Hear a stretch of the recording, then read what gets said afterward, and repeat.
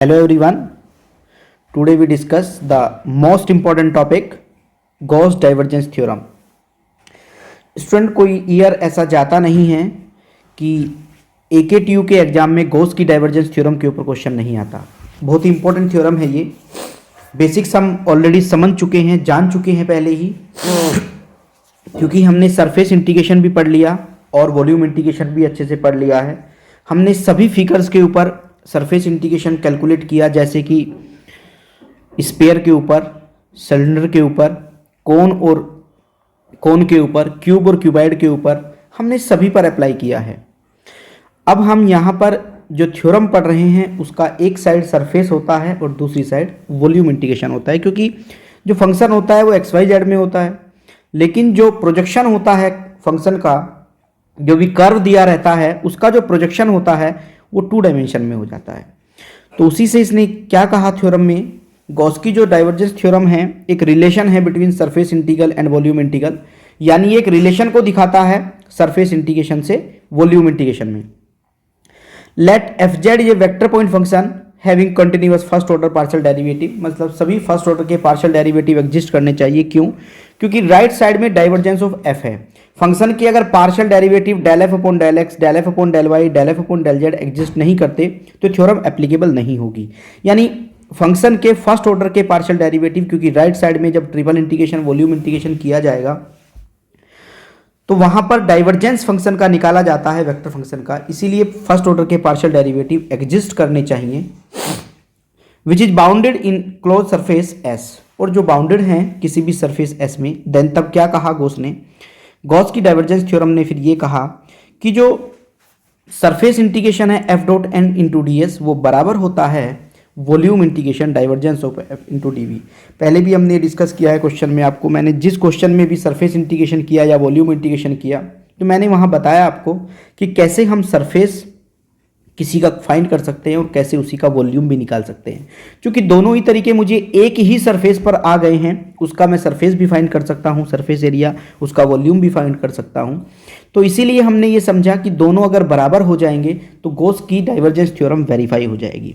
कभी कभी तो गॉस की डाइवर्जेंस थ्योरम वेरीफाई करने के लिए आ जाती है और कभी केवल वैल्यू निकालने के लिए आती है किसी इंटीग्रेशन की. कुछ प्रॉब्लम्स ऐसी होती हैं जिसका वॉल्यूम निकालना मुश्किल है, उसका हम सरफेस निकाल देते हैं, और अगर किसी का सरफेस मुश्किल है तो हम वॉल्यूम इंटीग्रेशन कर देते हैं.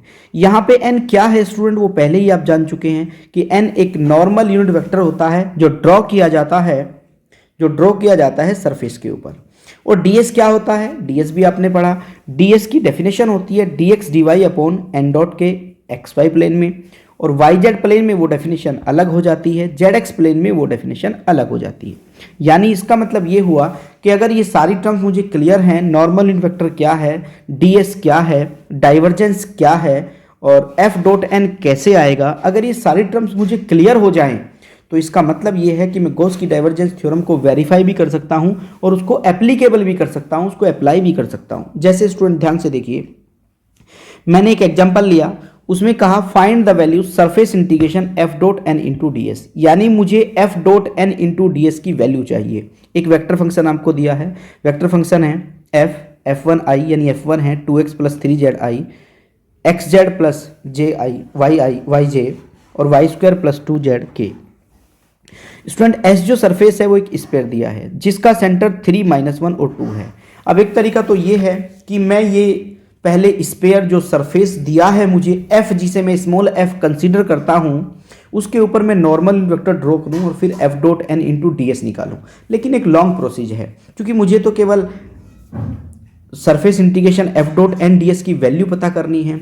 तो मैं यह भी कर सकता हूं, मेरे लिए यह भी आसान है कि मैं इसका डबल इंटीग्रेशन यानी सरफेस इंटीग्रेशन ना निकालूं, मैं इसका वॉल्यूम फाइंड कर लूं, क्योंकि वॉल्यूम डाइवर्जेंस के साथ हमेशा सरफेस के ही बराबर आता है. तो मैंने कहा कि F dot N into DS बराबर, चूंकि ये होता है कि डाइवर्जेंस ऑफ F dV के बराबर आता है, तो जो वैल्यू डाइवर्जेंस ऑफ F की ट्रिपल इंटीग्रेशन में आएगी वही वैल्यू F डॉट N की सरफेस इंटीग्रेशन में आएगी. तो मैंने इस फंक्शन का डाइवर्जेंस निकाला. इस फंक्शन का डाइवर्जेंस स्टूडेंट ध्यान से देखिएगा वो 3 आ गया है, यानी F1 का differential with respect to x, F2 का differential with respect to y और F3 का differential with respect to z. तो मैंने देखा तो वो 3 आ गया. मुझे वॉल्यूम फाइंड करना है, तो इसका वॉल्यूम हो जाएगा divergence of v equals to 3 into divergence of v, और v होता है dx dy और dz। चूंकि मुझे वॉल्यूम एक स्पेयर का निकालना है, तो मैं क्यों लिमिट्स निकालूं और क्यों कोई डेफिनेशन लगाऊं, मेरे पास तो ये भी तरीका है कि मैं स्पेयर का वॉल्यूम का फॉर्मूला लगा दूं। तो जो स्पेयर के वॉल्यूम का फॉर्मूला है वो क्या होता है, 4/3 pi r square, 4/3 pi r cube. Student ध्यान से देखिए, ये जो फॉर्मूला होता है 4/3 पाई आर क्यूब होता है। तो जब मैं ये डेफिनेशन लगाऊंगा तो 36 पाई आ जाएगा। यानी इसका मतलब ये हुआ कि मैंने F dot N into D S किया। देखिए स्टूडेंट, मैंने निकाला तो वॉल्यूम है, लेकिन वैल्यू किसकी आई, सरफेस इंटीग्रेशन की, क्योंकि गॉस की डाइवर्जेंस थ्योरम में इन दोनों को हम बराबर कहते हैं। अब ये बराबर होते कैसे हैं, मैं एक क्वेश्चन में एक दूसरी प्रॉब्लम में उठाता हूँ और उसमें इन दोनों को बराबर करके दिखाता हूँ। जैसे मान लीजिए मेरे पास, मुझे वेरीफाई करना है, बहुत इंपॉर्टेंट क्वेश्चन है, अगर हम सेशनल के पॉइंट ऑफ व्यू से देखें तो भी, और यूनिवर्सिटी एग्जाम में तो ये हर साल ही पूछा जाता है। बहुत ही इंपॉर्टेंट क्वेश्चन है student, verify Gauss divergence theorem if vector function f equals to, एक वेक्टर फंक्शन दिया है, टेकन ओवर द क्यूब, एक क्यूब दिया है, या क्यूबाइड भी हो, तो चूंकि सारी साइड्स अगर अलग अलग हो जाती हैं तो क्यूबाइड हो जाता है, और सारी साइड्स अगर सेम हो जाती हैं तो क्यूब हो जाता है। तो cube bounded by the plane, एक प्लेन मुझे दिया है, तो प्लेन मेरे पास है x equals to 0, x equals to 1, y equals to 0, y equals to 1, z equals to 0, z equals to 1। Student ये क्वेश्चन हमने सेम पहले भी किया, वहाँ पर हमने इसका सरफेस निकाला, और जब हम वॉल्यूम इंटीग्रेशन कर रहे थे तो मैंने इसका अलग से वॉल्यूम निकाला, वहाँ पर हमने देखा भी था कि दोनों की वैल्यू इक्वल्स आ गई हैं। तो देखिए एक बार गॉस की डाइवर्जेंस थ्योरम ने क्या कहा कि surface integration f dot n into D s equals to volume integration divergence of f d v के बराबर होता है। अगर मैं इसकी लेफ्ट हैंड साइड को लेकर के चलूँ स्टूडेंट, तो वहाँ पर f डॉट n है ds। यानी इसका मतलब ये है कि मेरे पास जो क्यूबिकल बॉक्स होता है, आप अपने एक रूम में बैठे हुए आप एक बार देखिएगा, वहाँ 6 फेसेज होते हैं, 6 फेस होते हैं। तो सरफेस एरिया यानी एक एक फेसेज का मुझे निकालना पड़ेगा। तो 6 फेसेज मैंने इस तरीके से लिए हैं ताकि स्टूडेंट को कोई परेशानी ना हो। ध्यान दीजिएगा, पहला फेस OAC-B, यानी उसमें C के ऊपर डैश लगा हुआ है, और जब मैंने उसके जस्ट अपोजिट फेस ऊपर जो हल्का ग्रीन कलर में लिखा हुआ है वो फेस लिया, तो उसमें मैंने लिया है O-A-C और B-। वो मैंने इसलिए लिया है स्टूडेंट ताकि आपको पता रहे आसानी से कि कौन कौन से फेस आमने सामने आ रहे हैं। इसीलिए मैंने इसके नाम कुछ इस तरीके से रखे हैं। तो आमने सामने के मिलाकर के मेरे पास 6 फेसेस हो गए, मुझे 6 के 6 का सरफेस एरिया चाहिए। अब मेरे लिए जो क्वेश्चन मार्क है वो ये है कि कैसे मैं नॉर्मल यूनिट वेक्टर पता करूं। अब स्टूडेंट ध्यान से सुनिएगा मेरी बात, हम किसी भी रूम में बैठे हुए हैं, आप उसमें एक्स एक्सिस, वाई एक्सिस और जेड एक्सिस को डिसाइड कर लीजिए। अगर आप उसको डिसाइड कर पा रहे हैं तो उसके बाद आप क्या देखेंगे कि जो एक फेस है वो एक्स और वाई प्लेन में आया, लेकिन जो दूसरा फेस है, वो तीसरा फेस जो बचा हुआ है जेड एक्सिस, वो उसके लिए नॉर्मल यूनिट वेक्टर की तरह बिहेव करेगा, क्योंकि वो एक्सिस उसमें नहीं आ रहा है। तो यानी इसका मतलब ये हुआ कि जब मैं एक्स वाई प्लेन में हुआ तो जेड एक्सिस मेरे लिए नॉर्मल यूनिट वेक्टर का काम करेगा, जब मैं वाई जेड प्लेन में हूँगा तो एक्स एक्सिस करेगा, और जब मैं एक्स वाई प्लेन में हूँगा तो जेड एक्सिस करेगा। यानी इस तरीके से मैं देख सकता हूँ। बट स्टूडेंट ध्यान से देखिएगा, एक फेस ओरिजिन को लेकर बना हुआ है, एक फेस उसी एक्सिस पर, यानी मान लीजिए एक फेस एक्स वाई प्लेन में है, तो चूंकि उसमें तो ओरिजिन आ गया है, बट उसके सामने वाला जो जस्ट फेस है वो जेड एक्सिस पर कुछ डिस्टेंस लेने के बाद फिर से एक्स वाई प्लेन में ही बन जाता है। यानी इसका मतलब जेड से कोई डिस्टेंस लेगा और जेड से डिस्टेंस लेने के बाद फिर से वो एक्स वाई में बन जाएगा। तो एक बार तो जेड की वैल्यू 0 हो जाएगी और एक बार जेड की वैल्यू वो हो जाएगी जो उसकी साइड है, यानी जेड इक्वल्स टू 1। तो एक फेस के लिए जेड इक्वल्स टू 0 यूज होगा और एक फेस के लिए जेड इक्वल्स टू 1। लेकिन एक्स वाई के लिए अगर देखें तो चूंकि एक्स वाई में सरफेस आया हुआ है, वो फेस एक्स वाई में आया है, तो वहाँ पर x भी वेरी कर रहा है और y भी वेरी कर रहा है।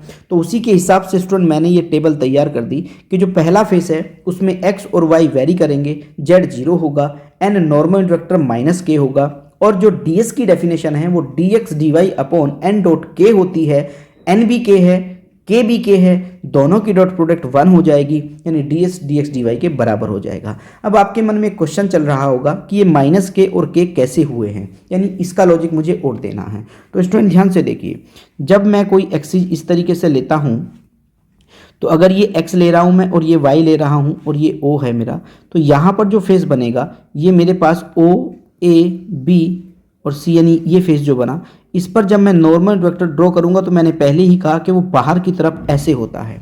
जब ये बाहर की तरफ ड्रॉ होगा तो इसकी डायरेक्शन ऊपर की तरफ होनी चाहिए, बट मैं तो इसकी डायरेक्शन अपोजिट साइड में ले रहा हूँ, मैं तो इसको इस तरीके से दिखा रहा हूँ, यानी इसकी डायरेक्शन अपोजिट होने की वजह से ये जो n वेक्टर हुआ पहले वाले के लिए ये माइनस के हो जाएगा।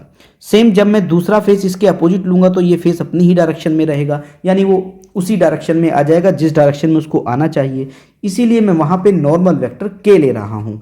तो यानी मैंने क्या किया स्टूडेंट, वहाँ जहाँ पर यूनिट वेक्टर माइनस की आवश्यकता है वहाँ हमने माइनस रखा, जहाँ पर प्लस की आवश्यकता है वहाँ प्लस रखा, यानी अगर डायरेक्शन उसके पैरेलल हो रही है तो पॉजिटिव लेंगे और डायरेक्शन अगर अपोजिट हो रही है तो उसको हम निगेटिव लेते हैं। तो इस तरीके से मैंने इसको इंटीग्रेट किया, 6 के 6 फेस में सारी वैल्यूज़ रखी और वैल्यू को रखते हुए मैंने देखा पहला फेस 0 आ गया, दूसरा फेस 1/2, तीसरा फेस 0 आ गया, चौथा फेस -1/2, पांचवा फेस 0 आया और छठा जो फेस है वो 2 आ गया है। यानी इस तरीके से स्टूडेंट हम सभी फेसेस का जो सरफेस एरिया है वो अलग अलग निकाल सकते हैं। अब इस सरफेस का एरिया निकालने के बाद चूंकि मुझे सबको सम करना होगा तो मैंने सम कर दिया हर फेस को, ये आंसर 3/2 आया। स्टूडेंट सिमिलरली अगर मैं उसका राइट पार्ट लेकर के चलूँ, क्योंकि वहाँ तो फंक्शन का डाइवर्जेंस होता है, तो मैंने इस फंक्शन का डाइवर्जेंस निकाला। इस फंक्शन का डाइवर्जेंस 4z - 1y आ गया। बट अगर मैं वॉल्यूम के लिए देखूं तो उसकी लिमिट जो उसकी साइड्स हैं वो तीनों ही कांस्टेंट हैं, 0 to 1, 0 to 1, 0 to 1, यानी मेरी तीनों ही लिमिट कांस्टेंट है, तो मैं किसी का इंटीग्रेशन कहीं भी कर सकता हूं, इसमें पहला दूसरा करने की कोई आवश्यकता नहीं होगी। मैंने यहाँ पर पहला इंटीग्रेशन z के रेस्पेक्ट में किया, दूसरा y के रेस्पेक्ट में किया और तीसरा फिर मैंने x के रेस्पेक्ट में किया। तो जब मैंने इसको सिंप्लीफाई किया तो ये भी 3/2 ही आ गया, यानी दोनों का जो सरफेस एरिया और जो वॉल्यूम है वो बिल्कुल बराबर आ गए हैं, दोनों से 3/2 आए। गॉस की डाइवर्जेंस थ्योरम वेरीफाई हो रही है। तो इस तरीके से स्टूडेंट हम गॉस की डाइवर्जेंस थ्योरम को वेरीफाई कर सकते हैं। एक और प्रॉब्लम मैंने रखी है, इसमें मैंने अलग सरफेस लिया है using the Gauss divergence theorem. मैंने ये नहीं कहा इस बार कि वेरीफाई कीजिए, हम इसे वेरीफाई भी कर सकते हैं। गॉस की divergence theorem find the value of the integral f.n × ds। जैसे मैंने समझा कि अगर मैं नॉर्मल वेक्टर बनाऊं, ग्रेडियंट f निकालूं, ग्रेडियंट f का मोड निकालूं, नॉर्मल वेक्टर निकालूं, फिर f' निकालूं, उसका कन्वर्जन करूं, तो मैंने सोचा कि एक लॉन्ग प्रोसीजर है तो उसको क्यों ना हम शॉर्ट कर लें। तो शॉर्ट करने के लिए वेक्टर फंक्शन हमें दिया है, सरफेस एरिया एक स्फीयर दिया है, तो स्फीयर से मैंने क्या किया स्टूडेंट कि मैं उसका वॉल्यूम इंटीग्रेशन कर देता हूं, क्योंकि डिरिचलेट मेरे पास है वॉल्यूम इंटीग्रेशन निकालने के लिए जो मुझे आसान कर देता है क्वेश्चन को अबाउट द XY प्लेन। उसने XY प्लेन से ऊपर मांगा है, तो जब मैं इसका वॉल्यूम फाइंड करूंगा तो या तो हम इसका सरफेस एरिया निकालें या तो हम इसका वॉल्यूम निकालें। यानी हमने सरफेस एरिया निकालना है तो ऊपर मैंने सरफेस एरिया वाली वीडियो में आप देखिएगा, इसी क्वेश्चन का मैंने सरफेस एरिया निकाल रखा है। वहां पर जो स्पेयर था वो x² + y² + z² = a² था, पर यहाँ पर जो स्पेयर की रेडियस है वो a ना हो करके 1 है, यानी a की जगह 1 ही रखना है आपको। तो वहां पर उसका सरफेस एरिया मैं निकाल चुका हूँ। स्टूडेंट ध्यान दीजिए, मैंने यहाँ पर सरफेस एरिया वहाँ निकाला है, यहाँ मैं इसका वॉल्यूम कैलकुलेट कर रहा हूँ। तो अगर मैं उसका वॉल्यूम निकालूं तो स्टूडेंट इसका वॉल्यूम भी मैंने वॉल्यूम इंटीग्रेशन में निकाल रखा है। तो ये क्वेश्चन ऑलरेडी मैं ऊपर करवा चुका हूं एक बार, लेकिन यहाँ पर जो रेडियस है वो 1 है। अगर 1 के साथ मैं इसका डाइवर्जेंस निकालूं तो मैंने इसका डाइवर्जेंस निकाला, डाइवर्जेंस इसका 2zy² आ गया। मुझे चूंकि ट्रिपल इंटीग्रेशन करना है तो मेरे लिए गॉस की डाइवर्जेंस थ्योरम चूंकि मैंने अप्लाई की और ट्रिपल इंटीग्रेशन मुझे करना है, तो ट्रिपल इंटीग्रेशन अगर मैं एक स्पेयर का करता हूं तो मेरे लिए बहुत मुश्किल काम हो जाता है। तो मेरे लिए आसान क्या है स्टूडेंट, मैं ये कर सकता हूं कि जो ये मैंने स्पेयर की इक्वेशन ली इसमें मैं डिरिचलेट लगाऊं। तो मैंने डिरिचलेट की कंडीशंस को अप्लाई करते हुए देखा कि x मेरा 0 से होना चाहिए, y 0 से होना चाहिए, z 0 से होना चाहिए, उसको मैंने अप्लाई कर दिया है। और जो x², y², z² है वो लीनियर होने चाहिए थे, बट वो नहीं है, तो मैंने x² को u मान लिया, y² को v मान लिया और z² को w मान लिया। तो इनको इतना मानते हुए मैंने x, y, z की वैल्यू निकाली, dx, dy, dz निकाले और उसके अंदर सब्स्टिट्यूट कर दिए। तो जब मैंने देखा तो π/48 मेरे पास आ गया है। इस तरीके से मैं इसका वॉल्यूम निकाल सकता हूँ। तो स्टूडेंट गॉस की डाइवर्जेंस थ्योरम बहुत ही इंपॉर्टेंट थ्योरम है। मेरी आपसे रिक्वेस्ट है आप लोग इसको ध्यान से पढ़िएगा, क्योंकि एग्जाम में एक क्वेश्चन वेरिफिकेशन के लिए आता ही है। अगर वेरिफिकेशन नहीं भी आता है स्टूडेंट तो फिर आपको क्या करना है, आप ये कर सकते हैं कि सरफेस अगर निकालना मुश्किल लग रहा है तो वॉल्यूम निकाल लीजिए, वॉल्यूम निकालना मुश्किल लग रहा है तो सरफेस निकाल लीजिए, क्योंकि दोनों से वैल्यू बराबर ही आती हैं। नेक्स्ट वीडियो में स्टूडेंट हम डिस्कस करेंगे ग्रीन्स की थ्योरम क्या है और ग्रीन्स की थ्योरम से कैसे लाइन इंटीग्रेशन को सरफेस इंटीग्रेशन में और सरफेस इंटीग्रेशन को लाइन इंटीग्रेशन में कन्वर्ट किया जाता है। जैसे कि इस थ्योरम में हमने समझा कि ये वॉल्यूम और सरफेस में एक रिलेशन है, ऐसा ही ग्रीन की थ्योरम में हम समझेंगे कि लाइन इंटीग्रेशन और सरफेस इंटीग्रेशन में भी एक रिलेशन होता है। वो आपस में कैसे एक दूसरे के साथ कन्वर्ट हो सकते हैं उसको हम नेक्स्ट वीडियो में समझने वाले हैं। Thank you very much student, thank you very much.